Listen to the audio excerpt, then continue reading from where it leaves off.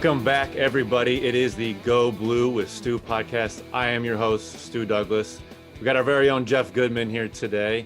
Before we start talking to Jeff, I want to make sure everyone hits that subscribe button, rate and review, go on the YouTube, hit the subscribe button, go on Spotify, hit the follow. We really appreciate it. We want to keep growing those numbers. I really appreciate the support. It's been great. But I want to get back to our guest, Jeff. This is the first time. Well, no, you were on the initial time with me, right? Initial. Yeah. So we got you this back. thing together before Beeline.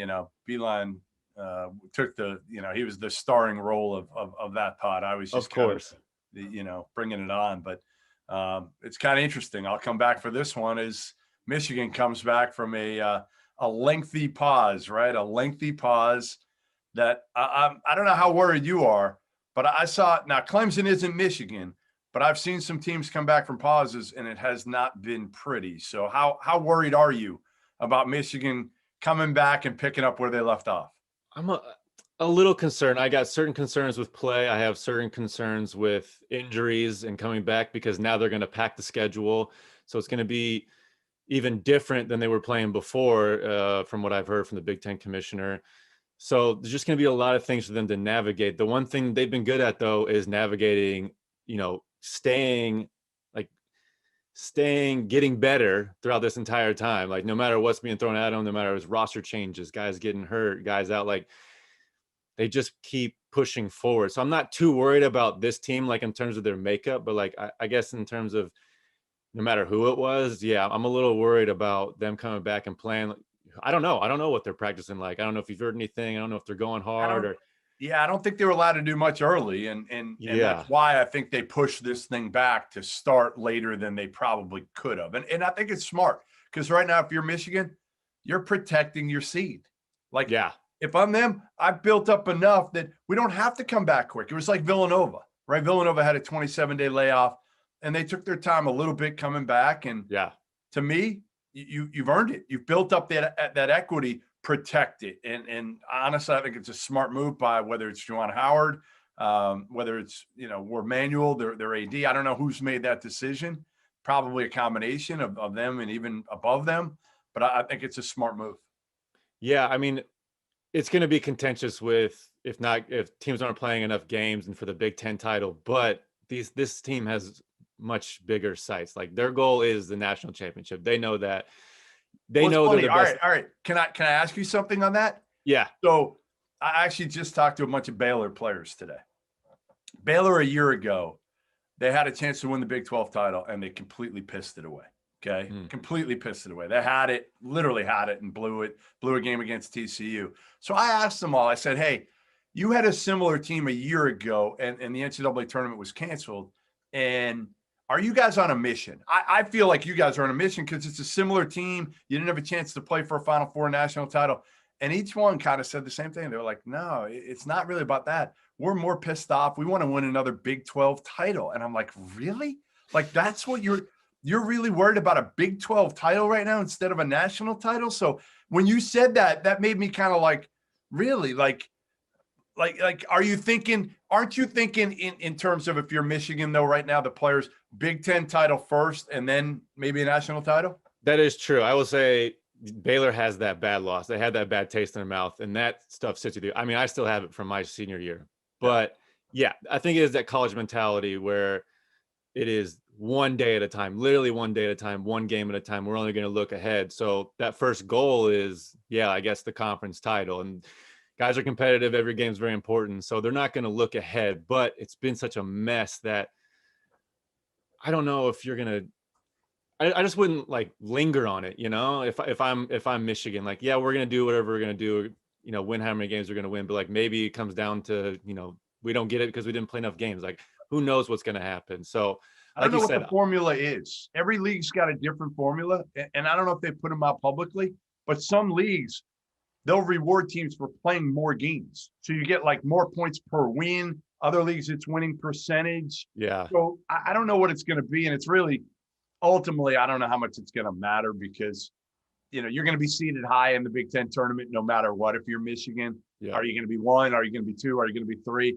I don't know at the end of the day, but you're going to be one of those. You're going to have to beat some good teams to win the Big Ten title. And as importantly, you're going to have to protect and try to get that number 1 overall seed, which I think is more important than people think this year, because I do not want to play Gonzaga or Baylor until Indianapolis, until the Final Four. Everything's in Indy this year.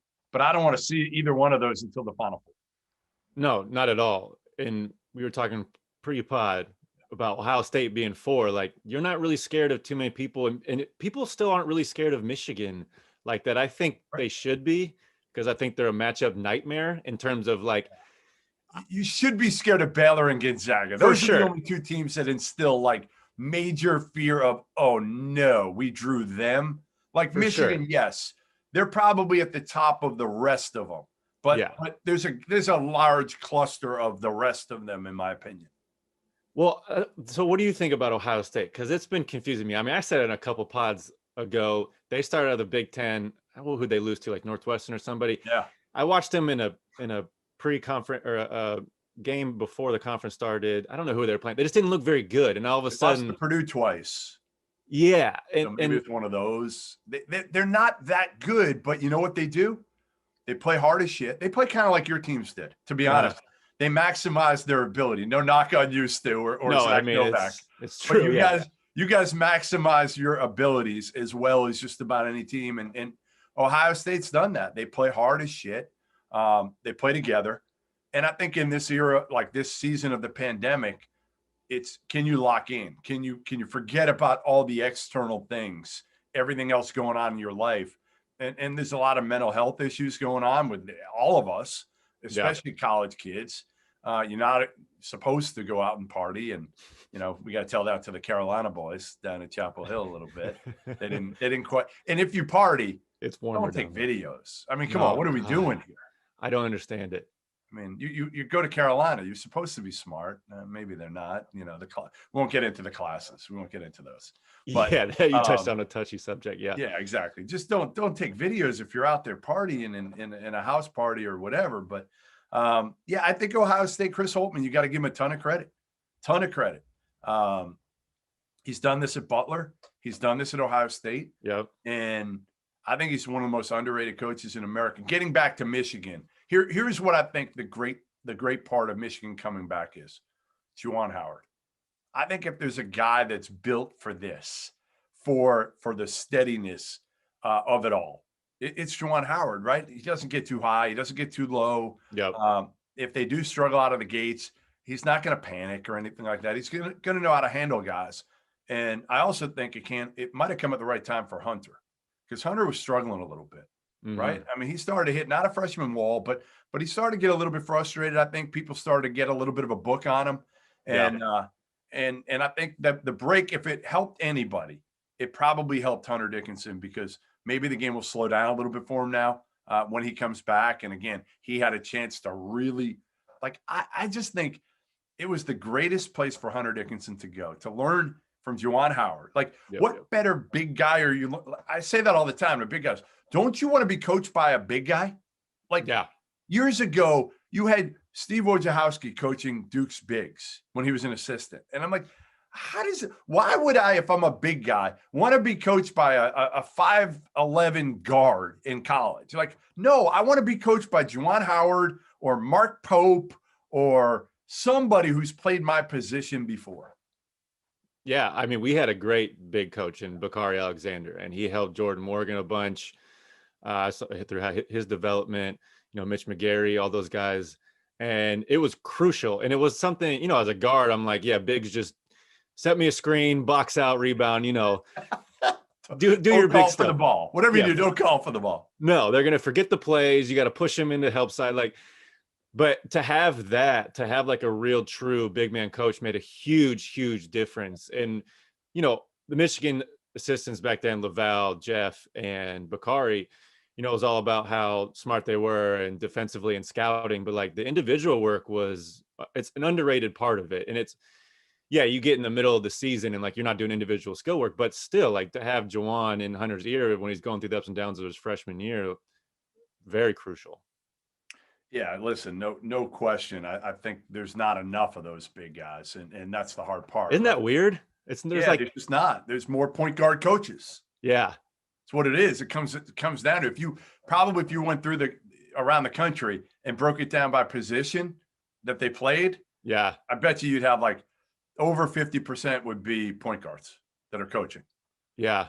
And a lot of guys that, were fringe players and they knew they wanted to coach anyways. And they weren't I'm tall. talking the guys who played, who played at a high level and played a position in college or in the NBA. Yeah, My guess is 50% would be point guards. And for some reason, I don't know if it's that bigs don't look the part, so they don't hire them. Like Danny Manning was another one. Like imagine learning from Danny Manning. Yeah, one of the greatest players, college players ever.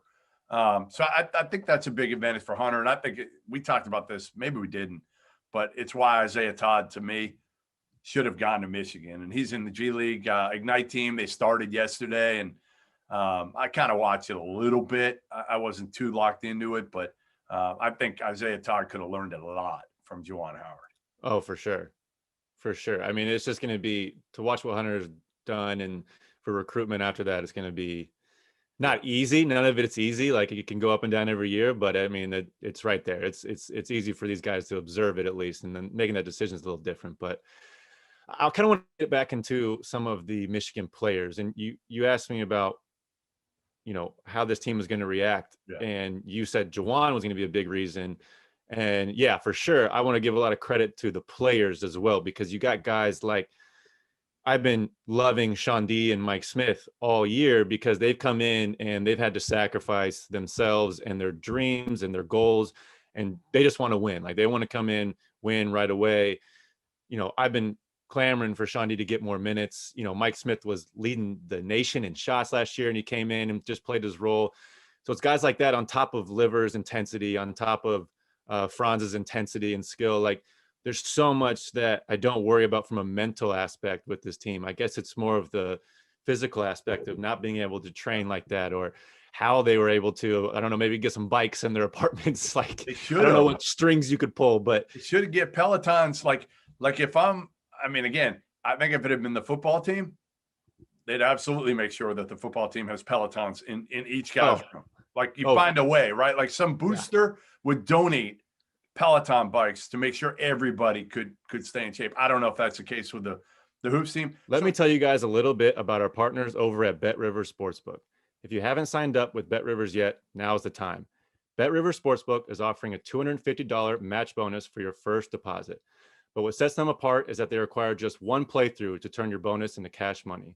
When you win at BetRivers Sportsbook, they pay fast. And now it's even faster with Rush Pay instant approval for withdrawals. It's safe, it's secure, it's reliable. With March Madness right around the corner, there's never been a better time to give BetRivers Sportsbook a try. Go to betrivers.com today or download the BetRivers iOS app. Must be 21 years or older. Gambling problem? Call 1-800-GAMBLER. So 23 days, they're going to be off. Here's my question to you. If you're off, and they weren't off for 23. Let's say you couldn't do much other than 1-on-0 stuff, Stu, for 14. How long do you think it would take you to get back to where you were prior to the pause? How many days do you think? Now I'm thinking as a 30-year-old basketball player right here. No, I'm asking you the 20-year-old Stu Duggan. Yeah, I'm trying to think back to when I was 20. Didn't have to warm up. Warm up was like the first, the first game that we had. But you didn't have to stretch then. No, God, no, nothing. I don't even want to think about it, Jeff. Honestly, it's sad. Just wait till you're my age. Wait. Oh, God. I'm just going to freeze myself. All right. I think a week. I think like a good week and building up. So maybe 7 to 10, really 10 days. And we're not getting back. I mean, they're not going to get back into peak form until a game or two anyways. Like, right. Luckily it's going to be a couple games. I mean, if you watch Villanova, they weren't good. They finally hit their stride. It's been almost 3 weeks. Yeah. So hopefully they can, who knows, maybe they'll have to slow it down. Maybe they won't. They'll just slow it down and just rely on their defense a little more. Or play their bench a little bit more. Yeah, definitely. I think that'll help them in the long run. Don't you? Yeah. I cannot agree more, because again, it's nice to ride your top 6, 7 guys. You just never know what's going to happen. You get some ankle turn in the tournament, and like guys got to step up. And COVID again. This was an athletics deal. This wasn't their team necessarily that was hit. So ultimately, I think you always worry about COVID. And I've talked to plenty of coaches. And remember, even the guys on other teams who have tested positive back in the summer, it's 90 days. And then they're going to have to test again for the NCAA tournament. So the only guys who aren't going to have to test that are positive, that have been positive, are the guys within that 90-day window. So basically, if they got positive from, January, February, or early in March, they're okay. They don't have to test for the NCAA tournament. Everybody else does, which is kind of, and then obviously, you got the contact tracing that you have to worry about it as well. Yeah. But this thing is going to be very interesting because Dan Gavitt told me, they run the NCAA tournament. He said, listen, we're not stopping this thing. So like if Michigan gets hit, if Gonzaga gets hit, if Baylor gets hit, life goes on. They're not stopping this tournament. They got too much of this on the line. Yo, for sure. For sure. This is a lot to do with the Big Ten tournament, I think, as well. And wherever they can just put it. In Indiana, they don't really care as much. So that's where it's going. Smart. It's a smart business decision to put it in Indiana. Why not? Now, again, the question's going to be, like, if you're Michigan and you get knocked out early, like, they want teams to stay in Indy if they can. But if you get knocked out on, like, Friday and your first game isn't until the next, like, Friday, you're going to go home. You're going to go back to Michigan. You're going to test there for however many days and then go back to Indy. So I don't know if it's going to completely work. But it makes sense. What's the difference? If you have it in Indy or Chicago, there's no difference to me. Who cares? Yeah. So you might as well do it in Indy for the teams that do just stay there. Yeah, for sure. I mean, I'm not worried about this Michigan team. Again, all it takes is one guy, one knucklehead. That's all it takes. And that's the problem with it. Michigan team, I'm not really worried about it. It seems like everyone's focused, but it is going to be extremely interesting. I'm also curious to see. We keep talking about like the basketball side of things with all this COVID stuff and the scheduling. And it's like, if they're going to be playing 3 games in, 8, 9 days, 10 days, whatever it is, every 10-day increments, the academic side is going to be a struggle. The mental health side is going to be a struggle. Like, how are you supposed to? You went to class at Michigan still? Well, luckily my junior and senior year, they didn't really check my classes. So that was good for me. But I got away with it. That was pretty good. There were certain classes you knew you could skip, but I don't know what it's like. I'm trying to put myself in their shoes and I can't even begin to imagine what that balance is like. And then on top of just, I mean, when the pandemic hit, I was in Israel and I was by myself and I was by myself in my apartment, stuck. Like, I couldn't walk outside, 100 meters outside my apartment for about a week at one point. And that was rough. I mean, so to think about what they're going through 30, now, right? And I can go out and go to the store and like, they really know they can't. Right. So they're kind of back into that again. It's like, we already did this before. Now we got to do it again. That's something I can't relate. I will say to this. So here's the thing. Because I asked Dan Gavitt that too. And he said, the one thing is for the NCAA tournament, you've got, of the 68 teams, there's only 16 that are going to stay for more than a week. Everybody else is home within a week. Everybody else. So, and if you're one of those final 16 teams at that point, you've got that end goal of a national title. So you're like, it's not the same experience. You're not walking outside in downtown Indianapolis seeing fans everywhere. You're not seeing many fans, maybe, in the stands. I'm going to end up probably going to Indianapolis and going to games, but I'm going to be way up top. And so they won't really have any interaction other than on Zoom with much media. So I got a question for you, though, not to change subjects, but I want to change subjects. So as a Michigan man, what are you thinking of Michigan State right now? What are you thinking when you're watching this team this year? And they are awful. Like, they're not Kentucky awful, but last I checked, they're 10th place in the Big Ten or thereabouts.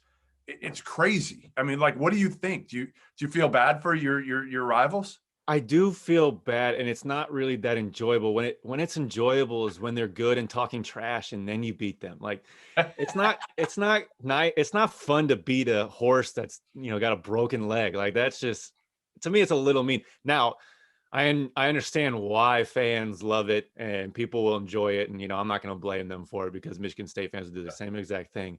But it's just strange. It's strange to see the Tom Izzo team doing this. And beginning of the Big Ten season when they weren't playing well and just weren't looking good, and I was like, well, I'm never going to count out a Tom Izzo team. Well, it's gone. Like it's gone. Like it's just not coming back at this point, and I don't fully understand. I know they got some struggles with position players and who's going to step up where, but I don't know. I guess enjoy it now because I don't see it lasting for a long time. They're 4-7 in the Big Ten. Like, who would have thought we would say before the season that again, Kentucky would be in 10th place in the SEC. Yeah. Duke would be in 10th place in the ACC, and Michigan State would be in 10th place in the Big Ten. Like, it's absolutely amazing.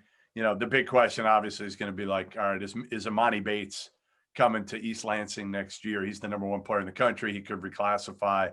People think he might just go G League, Ignite route, and make the money. Who knows? People try to compare him to KD. I've seen them both at the same stage. He's not as long as KD, but he's smooth like that. I mean, he can shoot the hell out of the ball.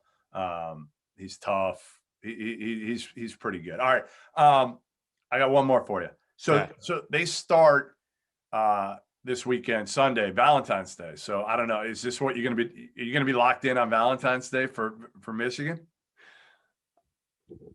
Yeah, I think so. I mean, hopefully my girlfriend isn't listening and we've got some big plans. I'll make some plans. I got some Valentine's Day plans, order something at home. They got those nice deliveries now. Jeff, you got to pay attention to those. It's a noon game. So like, you just got to work around that a little bit. Exactly. That's the easy part. Yeah. Cause I'm a dinner guy, light the candles at night, pour the wine. Yes. It'll be fine. I'll be locked nice. Go get the flowers. Go get the flowers in the morning, Stu. No flowers. Flowers are kind of going. I don't know. She's not a big flower girl, and flowers. I just feel like they're kind of dying out in terms of the Valentine's Day game. Maybe that's me. Maybe that's the younger generation. Maybe that's what's wrong. I just feel like you just do as much as you do the flower. Like what? All right. So what else do you do? Well, I love to cook.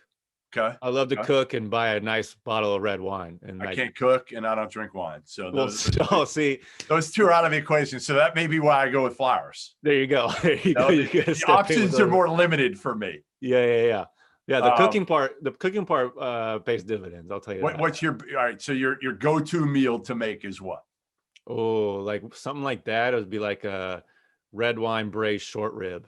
It'd be really good. Yeah. That's delicious. I'm coming over. Easy and delicious. When this whole thing, when this whole pandemic's out, like either I'm coming over there or I'm coming to Israel.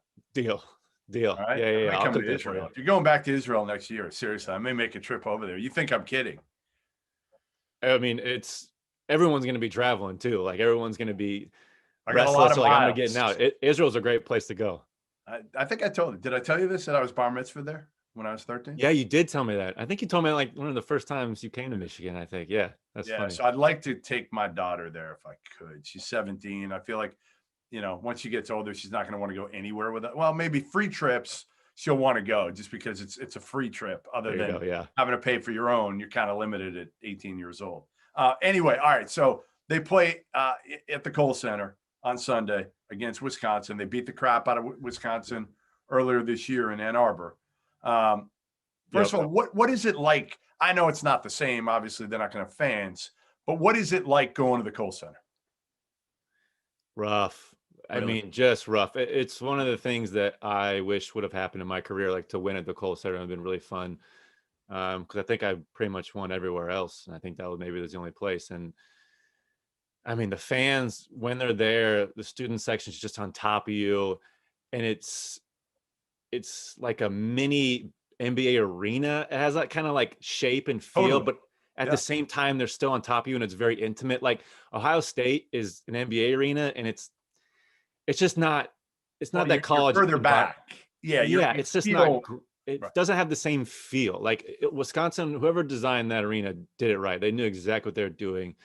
And those guys, I never heard anything too crazy from the fans, although I didn't pay too much attention, but it was, I mean, the hardest place to play. And they just control everything. They're always in control when they're at home, at least during my time. And, they played so slow back then when I They played. play It was faster now, thank God. yeah, thank God. I was just talking to somebody about that the other day. It was like 30 seconds of shot clock or just dribbling the shot clock, and then you got to play pick and roll defense for 5-10 seconds. Like Can't imagine playing against them.